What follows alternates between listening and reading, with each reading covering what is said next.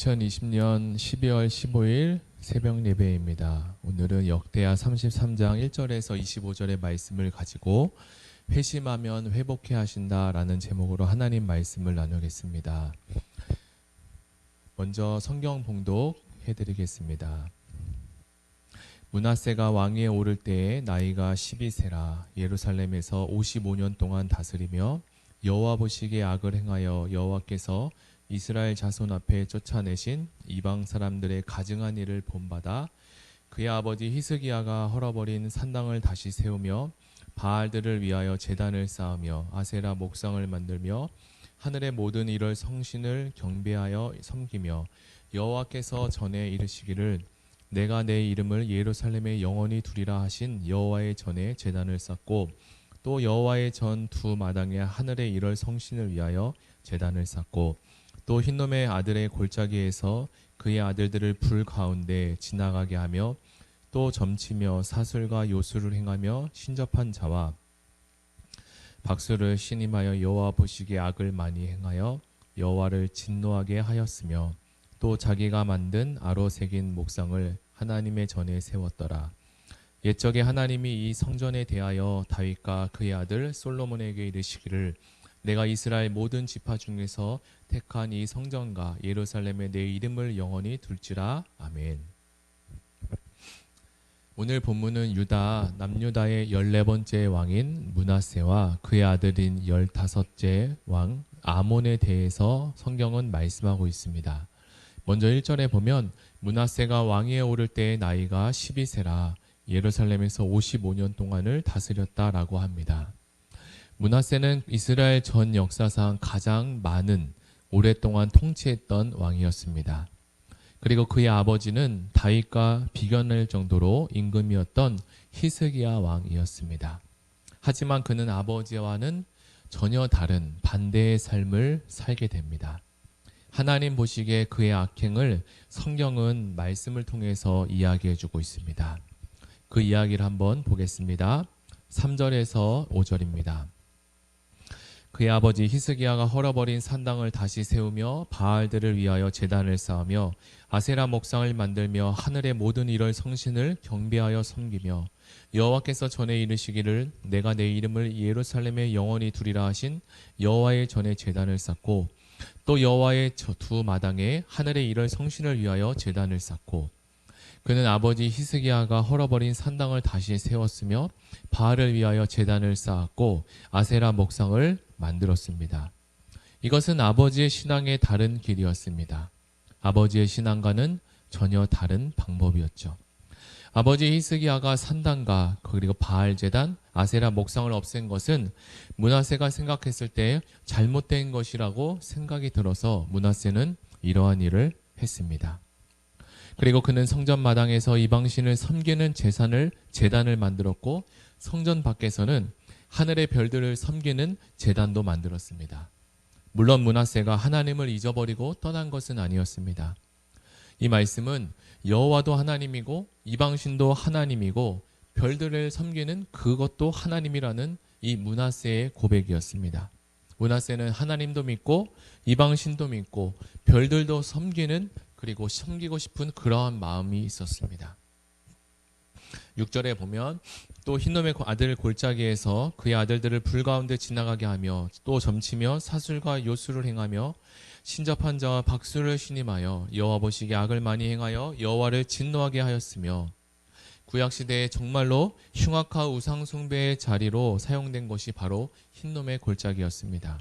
이는 얼마나 가증스러웠든지 죽음의 골짜기라고 불려졌고 예수님의 시대에서는 지옥은 바로 흰놈의 골짜기와 같은 곳이라는 이미지를 가지고 있었습니다.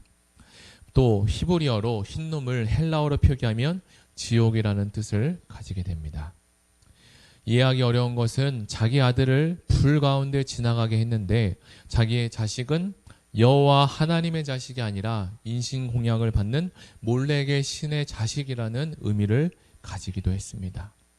이 일은 사람이 할 수 없는 가장 끔찍한 일이 아닐까라고 생각이 듭니다. 하나님을 떠나 우상에 빠지면 자기 아들을 불 가운데 지나가게 하는 무서운 일도 서슴지 않고 하게 됩니다. 이는 사람이 할 수 없는 어마어마한 무시무시한 일입니다. 하나님만 경배하지 않으면 악한 영에 사로잡혀 자신이 이러한 무서운 일을 하는지도 모르고 하게 됩니다. 신앙의 양심이 굳어버려서 우상이 좋아하는 일을 하게 됩니다. 그리고 점쟁이, 마술사, 신접한 사람들의 도움을 자신의 도움으로 삼았던 것은 제사장이나 선지자들을 곁에 두고 조언을 듣는 것보다 더 유익하고 유익했다고 생각했기 때문입니다. 이제 곧 새해가 되면 예수 믿는 사람들도 점을 보러 다니고 보이지 않는 하나님을 의지하기보다 보이는 점과 그리고 나타내기 쉬운 사람들의 말을 의지하는 것을 보게 됩니다.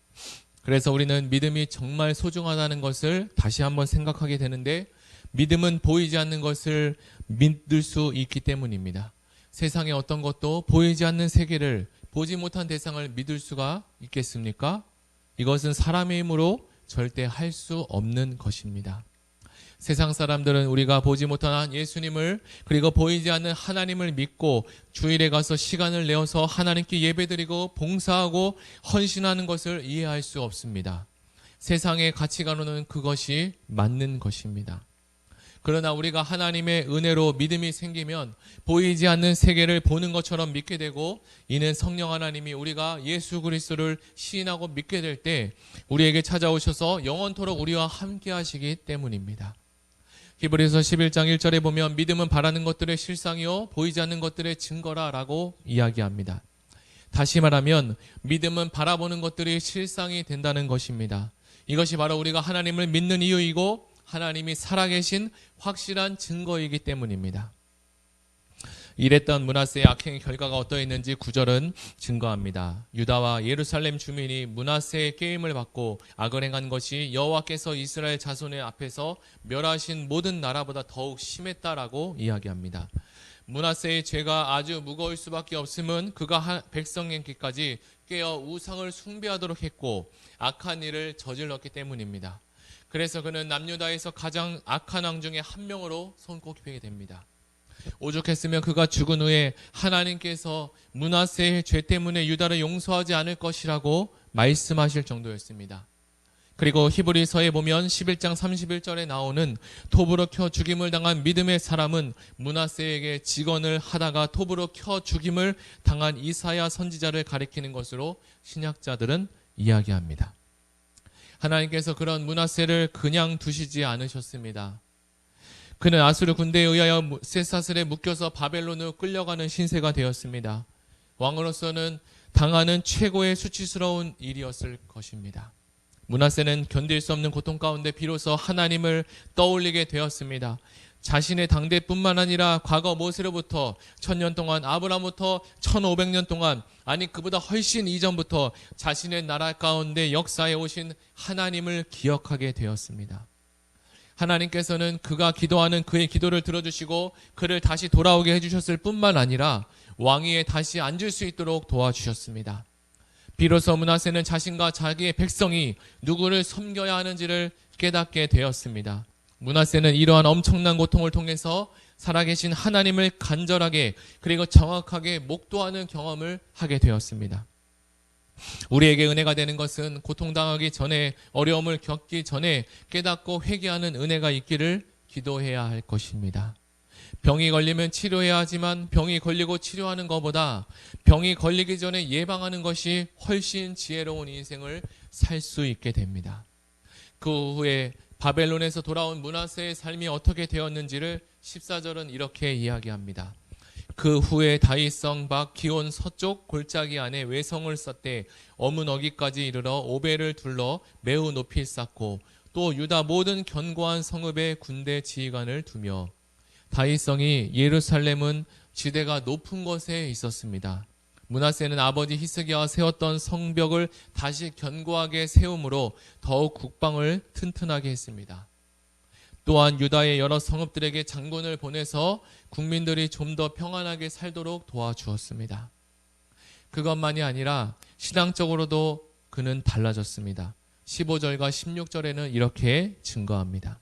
이방신들과 여호와의 전의 우상을 제거하여 여호와의 전을 건축했던 산과 예루살렘에 쌓은 모든 제단들을 다 성 밖에 던지고 여호와의 제단을 보수하고 화목제와 감사제를 그 제단 위에 드리고 유다를 명령하여 이스라엘 하나님 여호와를 섬기게 하라라고 합니다. 므낫세는 신앙을 또한 개혁합니다. 그는 확신을 가지고 자신이 세웠던 모든 제단을 다 정리하게 되었습니다. 그리고 백성들에게 바알과 아세라와 같은 우상이 아닌 하나님을 섬기라라고 권했습니다. 므낫세는 직접 자신이 경험하고 체험했던 것이기에 더 확신 있게 그리고 자신 있게 이야기할 수 있었습니다. 그런데 므낫세의 회개나 신앙 개혁에도 아쉬움이 남았습니다. 그 아쉬움은 17절에 이렇게 기록합니다. 백성이 그의 하나님 여호와께만 제사를 드렸으나 아직도 산당에서 제사를 드렸더라. 므낫세가 성전이 있는 예루살렘에 있던 우상을 버린 것은 아주 잘한 일이었지만 그는 하나님께 제사를 드리면서도 여전히 산당을 떠나지 못했습니다.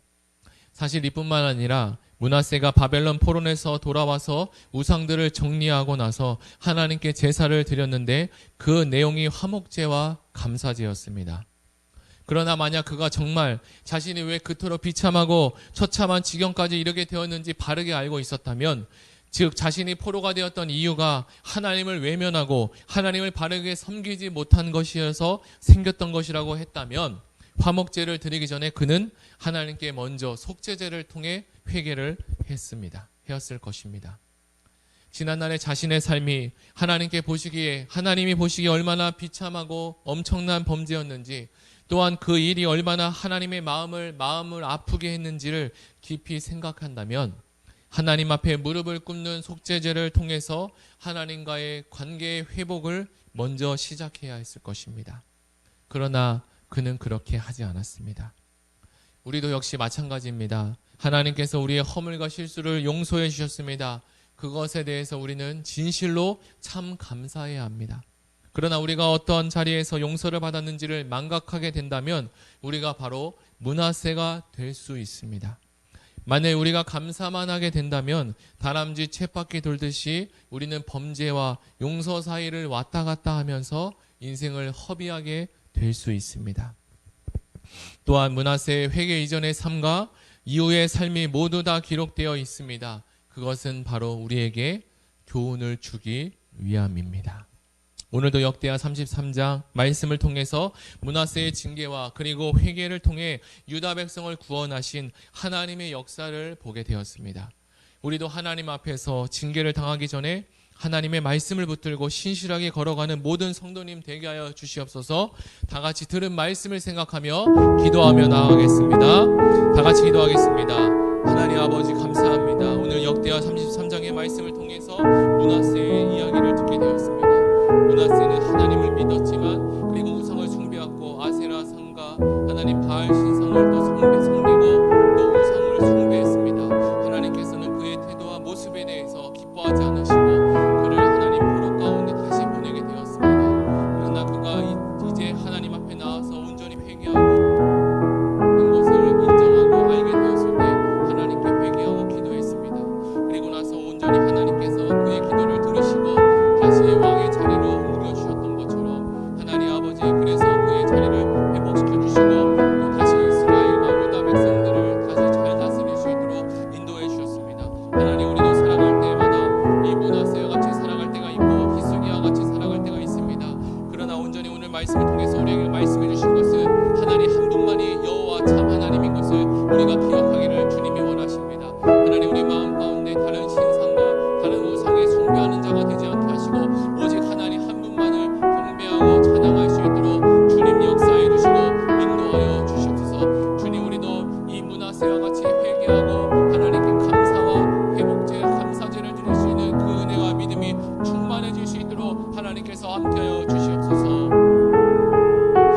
하나님 아버지 감사합니다. 오늘 역대하 33장을 통해 므낫세와 아몬의 삶에 대해서 이야기되었습니다. 므낫세는 이스라엘 역사상 가장 긴 통치를 했지만 가장 긴 시간 동안 하나님 보시기에 악하게 살았습니다.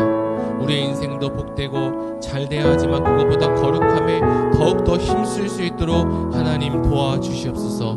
혹 우리의 삶 가운데 하나님 보시기에 합당하지 못한 부분이 있다면 므낫세처럼 늦게 돌이키기보다 돌이키고 나서 더 일찍 돌이키지 못했던 것을 후회하는 일이 없도록 하루라도 더 빨리 하나님께로 달려갈 수 있도록 하여 주시옵소서. 그리하여 하나님께서 우리에게 하나님의 약속의 말씀을 신실하게 지켜주신 것처럼 우리도 하나님께 마음을 다하여 섬기게 하여 주시옵소서. 감사드립니다. 예수님의 이름으로 기도드립니다. 아멘. 이 시간 들은 말씀을 생각하며 이제 개인 기도하시겠습니다.